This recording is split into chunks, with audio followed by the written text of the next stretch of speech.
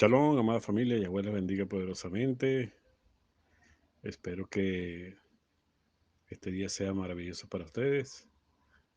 Quisiera compartir un estudio relacionado a la fiesta de Sukkot o Cabañas. Espero que les sea interesante para ustedes y de aprendizaje y de mucha conocimiento para que cada día crezca más su sabiduría en ustedes, crezca la palabra de Yahweh en sus corazones y en su vida. Esperemos que se deleiten con esta pequeña enseñanza de la fiesta de Sukkot o cabañas, llamadas tabernáculos. Bueno, sin más preámbulos, estaremos dándole el significado de Sukkot. Sukkot, según el Strong 4999, viene de la palabra hebrea Nahak, que significa cabañas, casa, habitación, moradas, pastos, lugares agradables.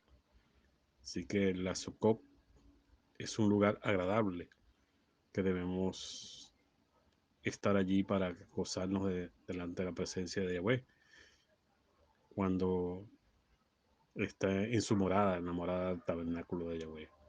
Espero que en sus vidas, en sus corazones, la palabra de Yahweh siempre esté presente para gozarnos con Él por medio de su Hijo amado Yahoshua.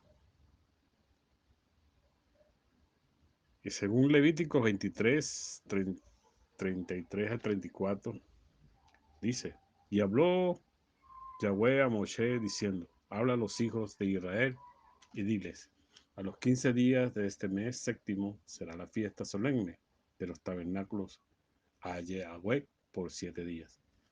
5 días luego del día de expiación se inicia la fiesta de Sukkot, cabañas o tabernáculos, la cual dura una semana.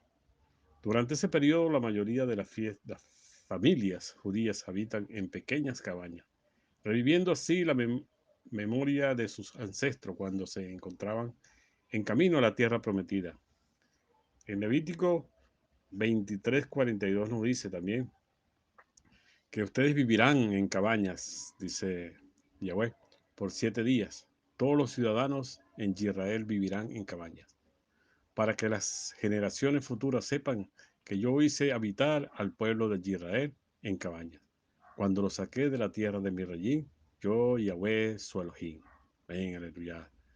El propósito de estas cabañas que muchas familias judías erigen en el jardín o el balcón de su hogar, de su casa, de su habitación, no se limita a una conmemoración histórica. El Talmud, la tradición, comenta que los judíos deben residir en cabañas para adquirir conciencia de lo temporal, que es nuestra vida en este mundo, una vida temporal. Porque no tenemos aquí ciudad permanente, sino que buscamos lo porvenir en una vida temporal. En Hebreos 13:14 nos habla también: todo aquel que ha sido redimido del pecado por la sangre de Yahoshua sabe que su hogar eterno está en la nueva Jerusalén. Ese es nuestro hogar, nuestro próximo hogar, que tenemos que llegar a la meta, tenemos que llegar purificados, santos, si es posible, lo más puro para vivir 1000 años con nuestro Mashiach Yahoshua y luego la eternidad. Esta fiesta es netamente agrícola y una de las expresiones simbólicas del carácter agrícola son las 4 especies mencionadas en Levítico 13:40. Si leemos ese pasaje,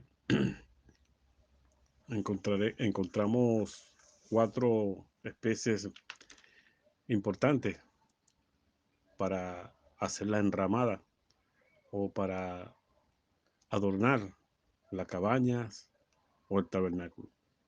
Una de ellas es el tron, ramas con frutos de árbol hermoso.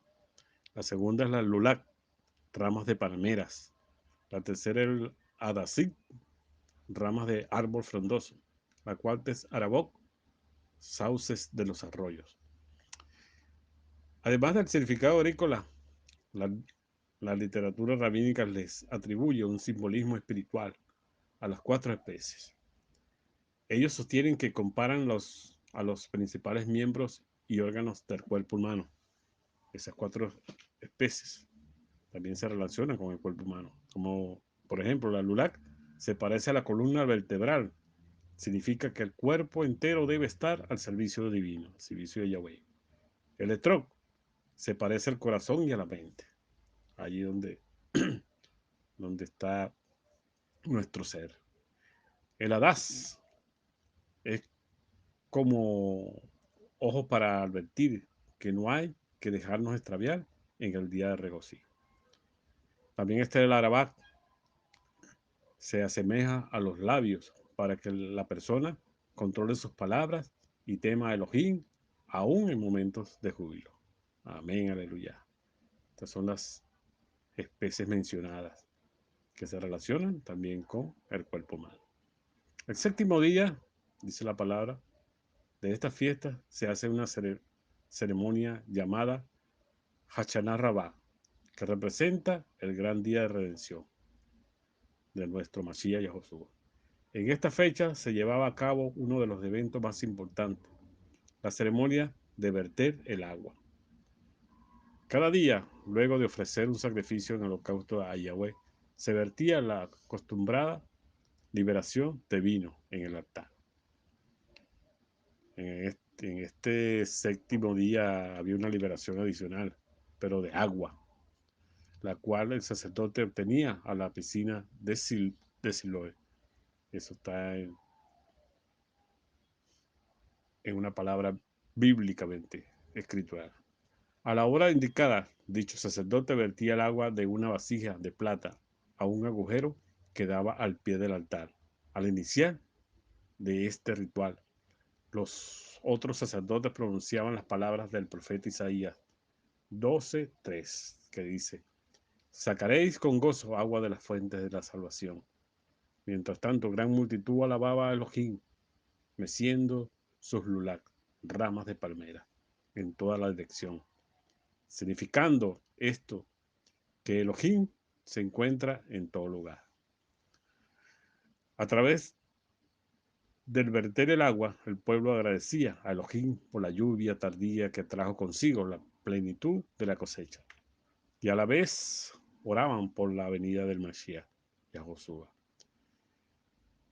El Evangelio de Johanán nos revela que sucedió al terminar esta ceremonia, cuando Yahushua acudió al templo en Hoshana Rabbah. Johanán, eso está en Johanán, o Juan 7, 37, 38. Dice de esta manera: en el último y gran día de la fiesta, Yahushua se puso en pie y alzó la voz diciendo: el que cree en mí, como dice la Escritura, de su interior correrán ríos de agua viva. Así que nuestro maestro por excelencia es la agua viva en nuestras vidas, es el que corre sobre nuestras vidas para que siga fluyendo cada día.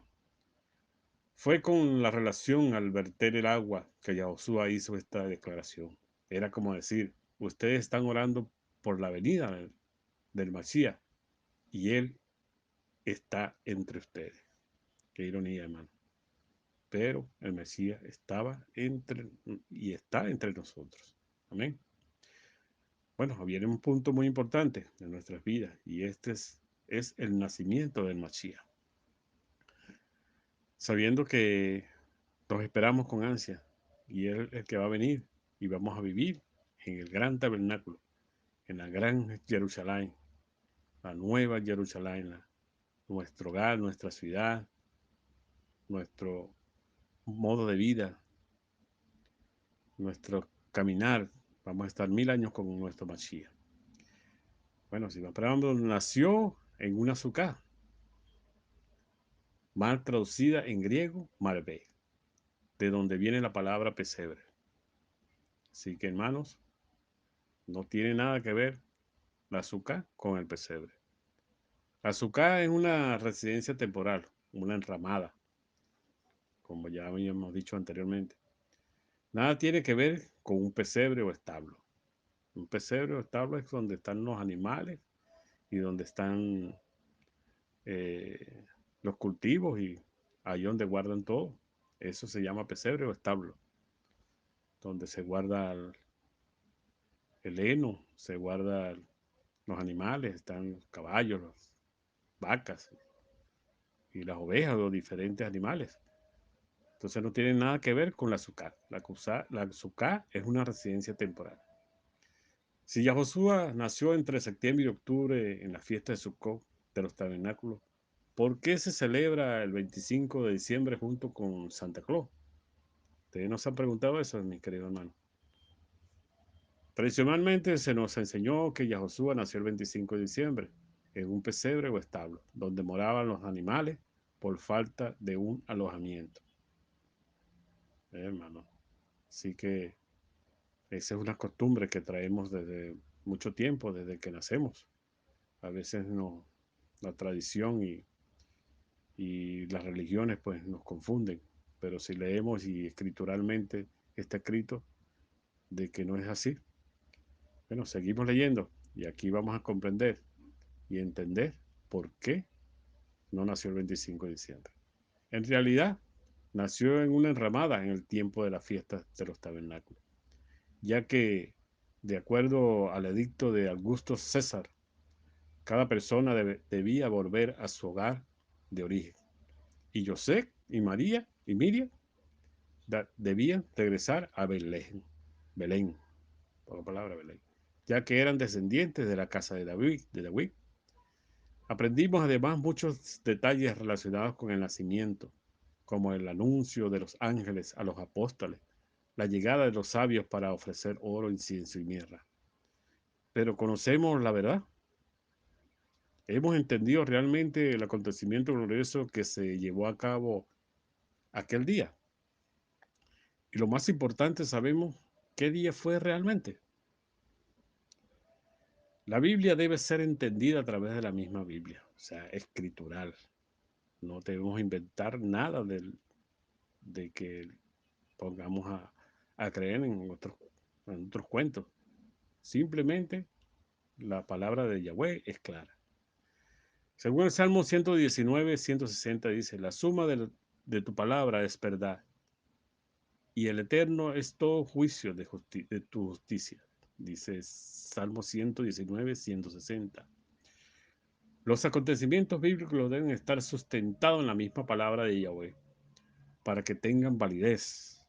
Tiene que ser a palabra exacta de Yahweh. Así que recordemos la profecía acerca de la venida del Mashiach Salvador dado a través de los profetas. Primera evidencia, dice, de acuerdo a las escrituras, Yahweh anhelaba habitar con su pueblo. Eso está en Éxodo 25:8. Y dice de esta manera, y harán un santuario para mí y habitaré en medio de ellos.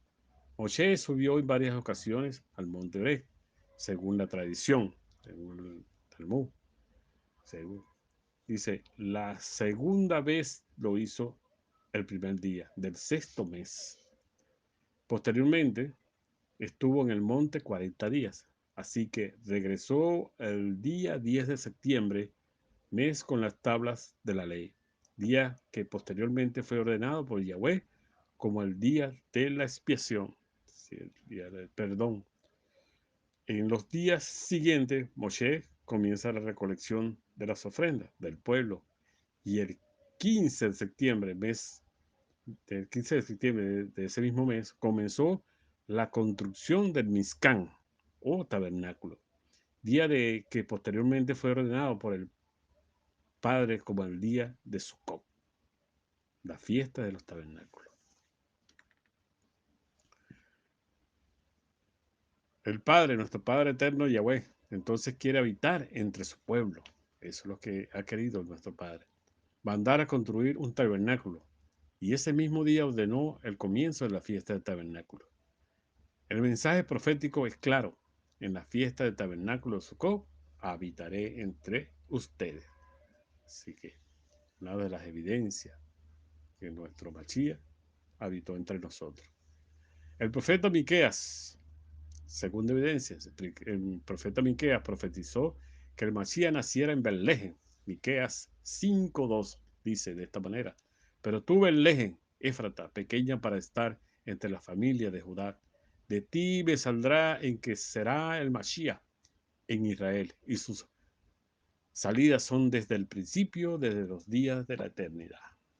Así que esa es la segunda evidencia, que viene de Belén. El Mashiach nacería en Belén, en una Sukkot, en una Sukkot. El profeta Daniel profetizó el número exacto de días que transcurrirían entre la reconstrucción de Jerusalén y el templo después del cautiverio de Babilonia, hasta la llegada del Mashiach, príncipe. Eso está en Daniel 9:25, que dice de esta manera: sabes pues y entiende que desde la salida de la orden para restaurar y edificar a Jerusalén, hasta el Mashiach, príncipe, habrá 7 semanas. Vamos a calcular: 7 semanas y 62 semanas. Se volverá a edificar la plaza y el muro en tiempos angustiosos. La palabra hebrea usada en Shavuot, unidad de medida que se entiende como 70 semanas o 70 grupos de 7, en este caso 70 veces 70 años, es decir, un total de 490 años cumplidos desde el decreto para reconstruir a Jerusalén en el 445 hasta el tiempo de Yahoshua. Es un cálculo que debemos analizar bien. Sé que es un poco difícil, pero si lo analizamos y hacemos bien el cálculo, allí calculamos el día y la venida de nuestro Mashiach a esta tierra. Amén. En la cuarta evidencia dice: el profeta Isaías profetizó en Isaías 7:14. Dice de esta manera: por tanto, nuestro Padre Yahweh mismo os dará señal. He aquí que la Virgen concebirá y dará a luz un hijo y llamará su nombre Emmanuel. Y el significado de Emmanuel es Elohim con nosotros. Analicemos entonces la profecía. Habría una señal de acuerdo a Isaías. ¿Qué quiere decir? Que habría un evento o varios sobrenaturales para que los creyentes pudieran reconocer que se trataba del Mashiach. Recordemos que la profecía, de acuerdo a las palabras de Pablo, son señales para los creyentes, no para los impíos. Eso está en 1 Corintios 14:22. Si analizamos esa palabra, nos dan unas señales. ¿Y cuáles fueron entonces esas señales? La señal más importante, que vendría del linaje de la casa de David y daría a luz a un niño. La palabra hebrea usada para la señal es ote, que significa un evento extraordinario, que viene de lo alto, de nuestro Padre Eterno. La otra señal para identificar al niño sería encontrarlo envuelto en pañales y acostado en un pesebre, que mal traducido, pesebre. Eso está en Lucas 2:12. Y dice: Yahoshua nació y fue colocada en un pesebre. Así lo leemos en Lucas 2:7. La palabra que aparece en griego para pesebre es marbé, pero más interesante aún es que la palabra usada en hebreo es sukkah. Si cambiamos la palabra griega al hebreo, el significado final es la sukkah, que significa tabernáculo o residencia temporal, o sea, una enramada. Siempre pensamos en forma errónea que Yahoshua fue puesto en un pesebre de animales, que eran tan inhumanos los habitantes de Berleje como para colocarlo en ese momento de un parto con los animales de la casa. ¿Tiene sentido? Un bebé recién nacido en medio de animales, ¿tiene sentido? Solo cuando regresamos a la palabra de Yahweh encontramos que una sukkah es una cabaña temporal que cada persona debe construir para celebrar la fiesta de Sukkot o tabernáculo. Si leemos Levíticos 23 vamos a encontrar algo muy interesante. Dice la palabra en el verso 40 al 43: Y tomaréis el primer día de ramas, con fruto de árbol hermoso, ramas de palmeras, ramas de árboles frondosos y sauces de los arroyos, y os regocijaréis delante de Yahweh, vuestro Elohim, por 7 días. Y le haréis fiesta a Yahweh por 7 días cada año. Será estatuto perpetuo por generaciones, dice. En el mes séptimo lo haréis. El tabernáculo habitaréis 7 días. Todo natural de Israel habitará en tabernáculos, para que sepan vuestros descendientes que en el tabernáculo hice yo habitar a los hijos de Israel cuando los saqué de la tierra de Egipto. Yo, Yahweh, vuestro Elohim, dice nuestro Padre eterno Yahweh. La ordenanza de Yahweh era construir una residencia temporal, cubierta con ramas, donde iban a habitar durante los 7 días de los hijos de Israel. Pregunto, si al llegar Yosec y Miriam a Belén encontraron Sucot o tabernáculo construidos en cada casa, ¿en qué tiempo estaban entonces? Si habían llegado en tiempos de las construcciones de Sucot, en las fiestas de Sucot. Por supuesto, claro, por supuesto, en las fiestas de Sucot, porque ellos llegaron a una Sucot. No había tabernáculo en diciembre, de ninguna manera. Solo por 7 días a partir del 15 del mes séptimo, en la fiesta de Sucot. Entonces, volvamos a la señal del pesebre. Los ángeles dijeron a los apóstoles que encontrarían al bebé envuelto en pañales y acostado en un azúcar. Lucas 2:12. ¿Y qué nos dice Lucas 2:7? Y dio a luz a su hijo primogénito y lo envolvió en pañales. Y lo acostó en un pesebre, en un azúcar en hebreo. ¿Por qué no había lugar para ellos en el mesón?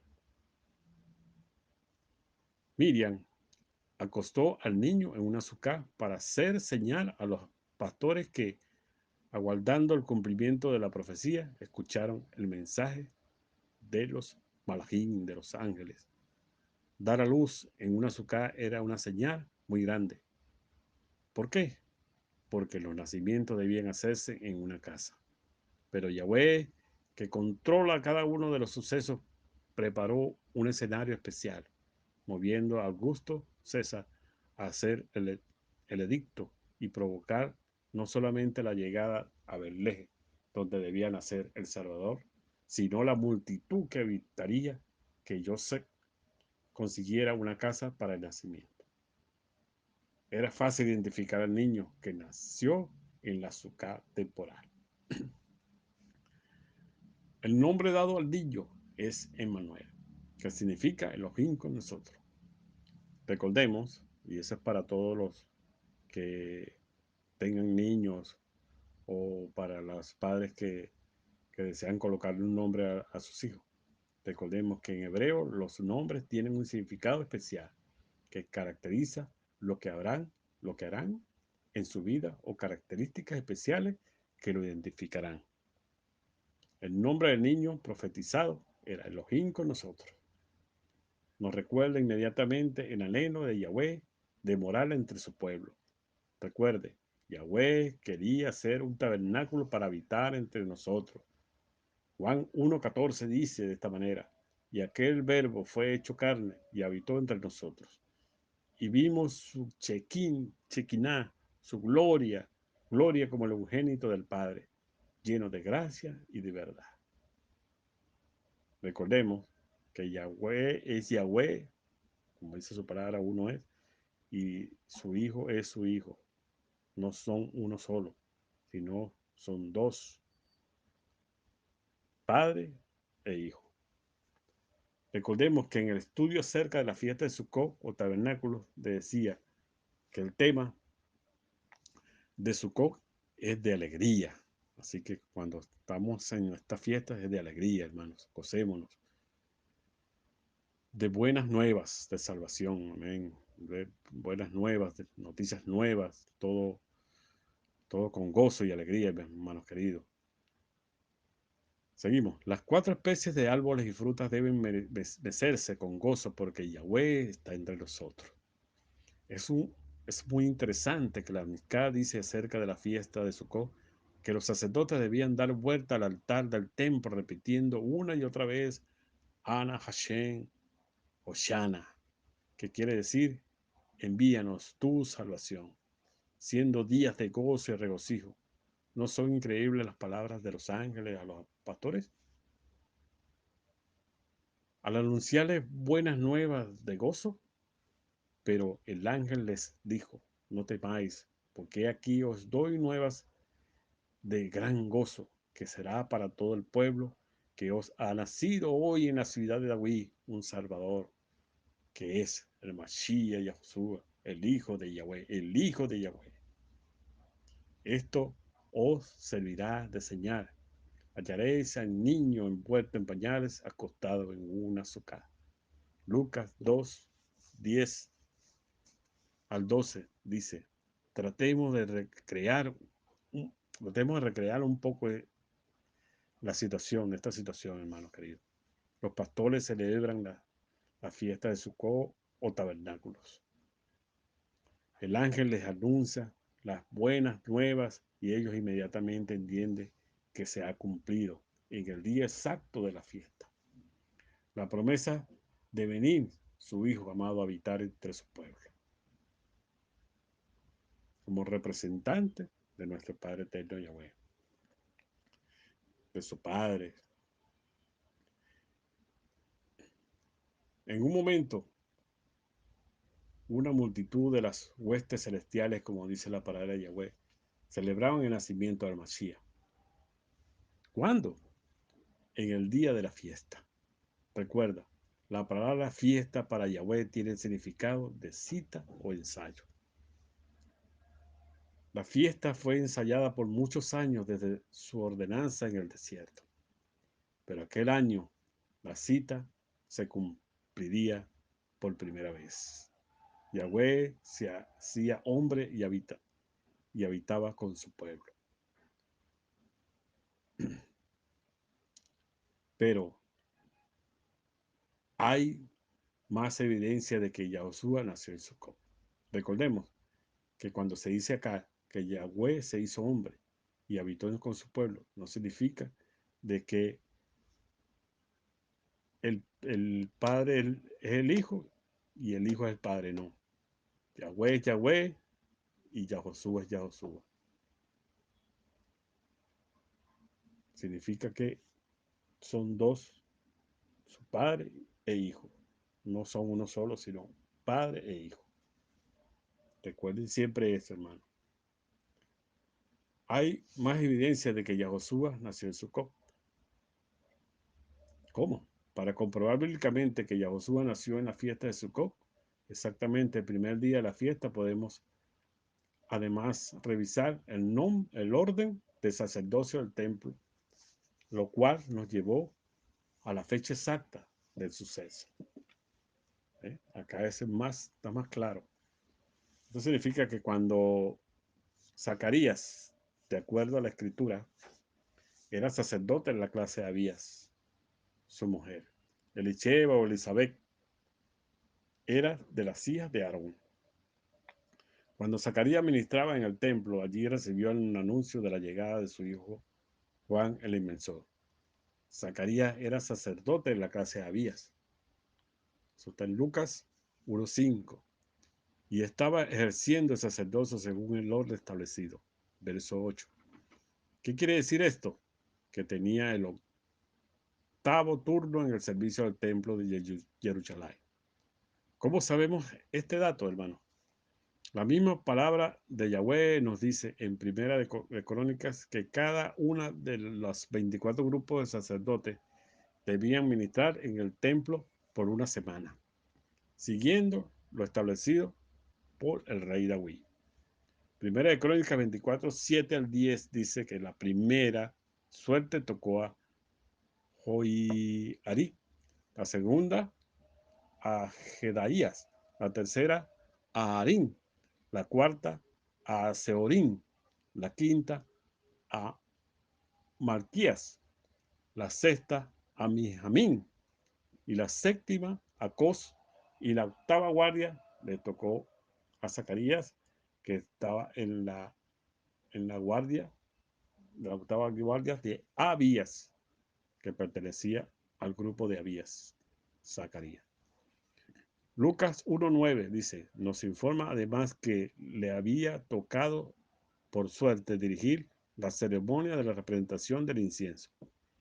Si se hacen los cálculos de una semana por clase sacerdotal a partir de la primera semana del primer mes establecido por Yahweh, encontramos que la octava semana corresponde a la fiesta de Shavuot o Pentecostés, las 50 semanas, 49 semanas, que cae entre los meses de mayo y junio del calendario actual.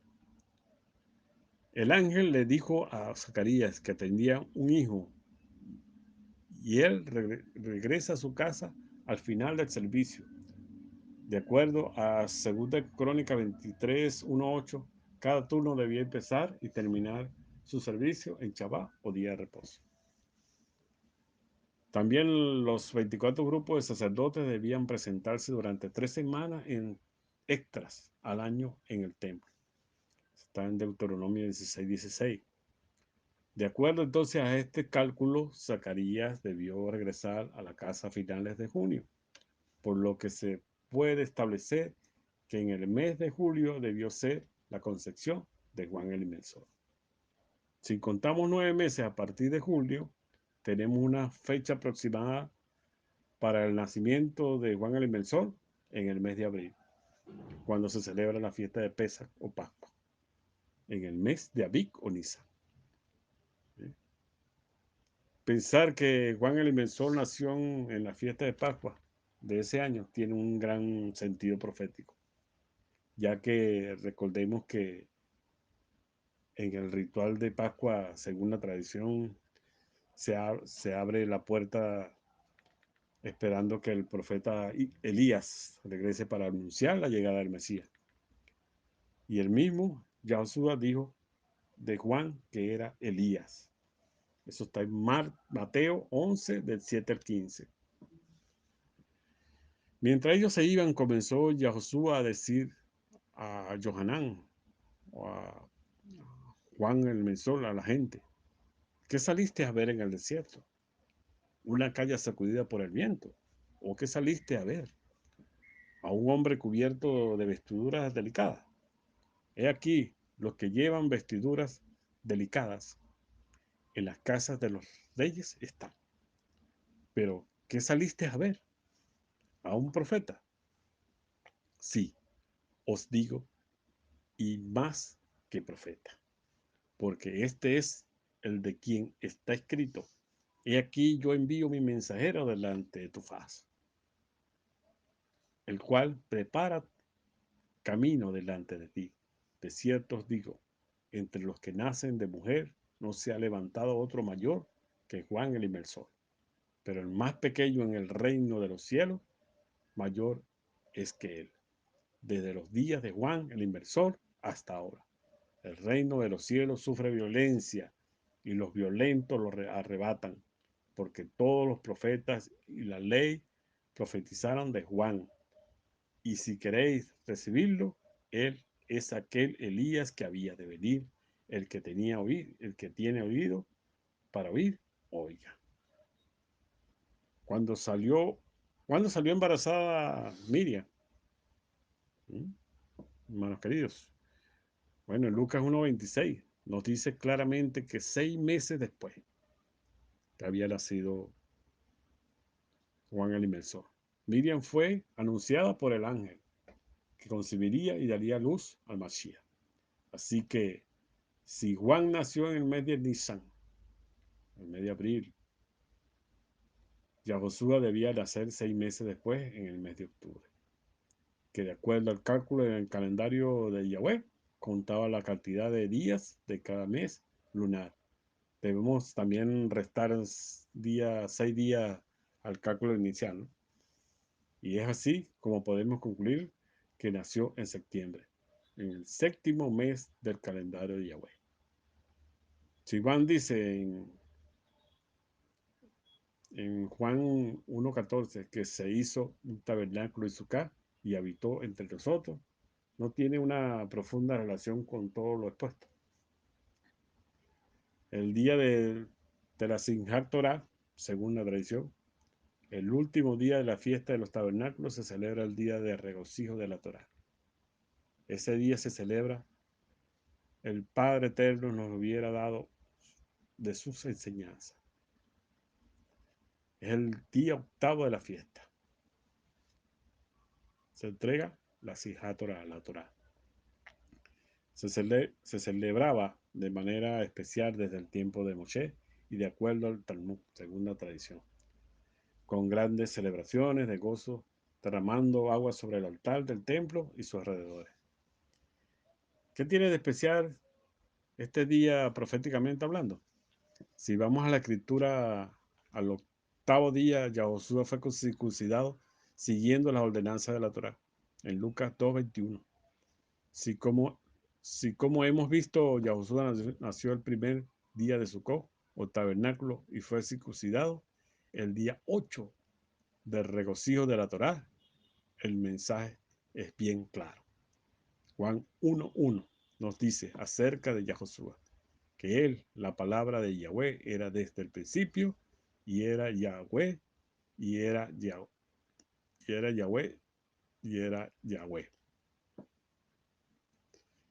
Y Yahoshua, de acuerdo a la palabra de Yahweh. La palabra se hizo carne y acampó entre nosotros y vimos su gloria, una gloria como de un unigénito del Padre, lleno de amor y verdad. Juan 1:14. Si Yahoshua es la palabra, si la Torá son las palabras de Yahweh para la enseñanza de sus hijos, Yahoshua es la Torá hecha hombre, Torá hecha carne, Torá viviente. Si como hemos visto, las fiestas son sombra de lo que habría de venir, aquel día de la circuncisión de Yahoshua, todos en el templo celebraban sin saber, aunque la palabra de Yahweh estaba entre ellos, pero se alegraban por las enseñanzas del Padre. Solo años después, Yahoshua, ya en su ministerio, les hace referencia en el templo a aquella profecía cumplida cuando les dijo, después de observarla, observar la celebración de agua, retaban por el Talmud, la tradición. Relataban por la tradición. En Juan 7:37, en el último y gran día de la fiesta, Yahoshua se puso en pie y alzó la voz diciendo, si alguno tiene sed, venga a mí y beba.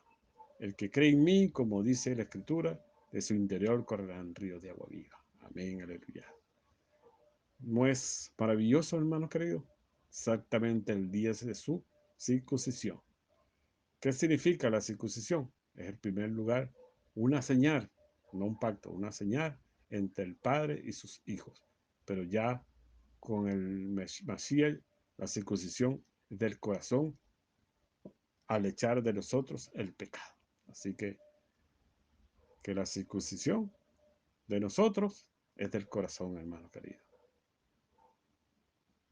Y el que nos va a quitar esa circuncisión es nuestro Mashiach Yahoshua.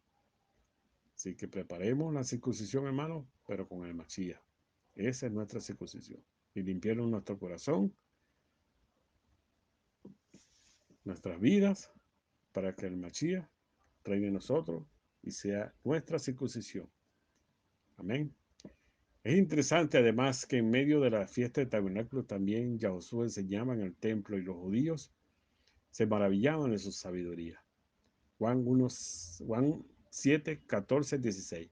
Mas a la mitad de la fiesta subió Yahoshua al templo y enseñaba. Se maravillaban los judíos diciendo, ¿cómo sabe este tal letras nuestra enseñanza? ¿Cómo sabe tanto sin haber estudiado con nosotros?